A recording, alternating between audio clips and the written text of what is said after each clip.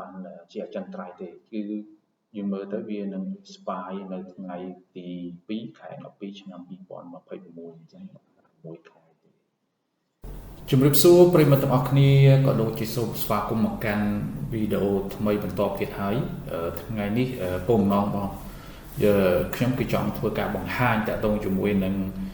របៀបនៃការចូលទៅមើលថាតើ Windows របស់យើងនឹងជា Windows expire នៅពេលណាឬក៏ជា Windows ដែលគេហៅថា activate ទៅវាមានpermanent ឬក៏គេហៅថាជា Windows ដែលយើង activate ទៅវាមាន license ជាអចិន្ត្រៃយ៍ license នេះយើង activate នឹងបានរយៈពេលប្រហែលតែជាក់ស្ដែងពេលខ្លះក៏បានតែ1 ខែពេលខ្លះក៏បានតែ3 ខែ 6 ខែរហូតដល់3 ខែអញ្ចឹងទៅអញ្ចឹងរបៀបនៃការចូលគឺងាយស្រួលទេសូមតាមដានវីដេអូនឹងធ្វើការបង្ហាញអរគុណកុំព្យូទ័រនេះវិញអញ្ចឹងដំបូងឡើយយើងអាចមើលទៅកុំព្យូទ័រយើងដែលយើងຕົកតម្លើង Windows ហើយហ្នឹងតើ Windows បាន activate ហើយនៅអញ្ចឹងយើងអាចចូលclick លើ computer យើង scroll down មកយើងចូលមើល Windows ហើយយើងឃើញទៅក្រោមនេះតិចយើងឃើញការ product key and activate អញ្ចឹងយើងមើលទៅឃើញកុំព្យូទ័រហ្នឹងវា activate ឬក៏អត់ប៉ុន្តែកុំព្យូទ័រនេះបាន activate ហើយក៏ប៉ុន្តែយើងអត់ដឹងថាតើរយៈពេលនៃការដែលគាត់ដាក់ crack ឬក៏ activate នេះរយៈពេលបានប្រហែលថ្ងៃ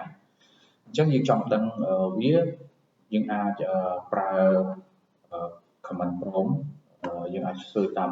អ៊ីនធឺណិតមកយើងអាចឃើញពាក្យនេះ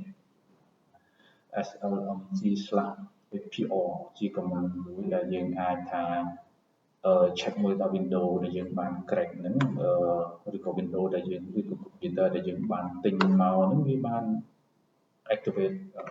permanent អត់ជារៀងរហូតអញ្ចឹងណាអញ្ចឹងយើងចូលពាក្យថា sme មកcommand prompt យើង pass command ហ្នឹងគាត់ហៅ click ខាងចុចមកស្ដាំរៀបដៃស្ដាំយើងហ្នឹងហើយយើងចេញមកដោយសារយើង copy វាហើយអញ្ចឹងយើង enter វាអញ្ចឹងនៅក្នុងនេះយើងអាចមើលឃើញការ crack នេះអត់បានយូរទេអត់បានរហូតទេអត់បានជាអចិន្ត្រៃយ៍ទេគឺយើងមើលទៅវានឹង expire នៅថ្ងៃទី2 ខែ 12 ឆ្នាំ 2026អញ្ចឹង1 ខែ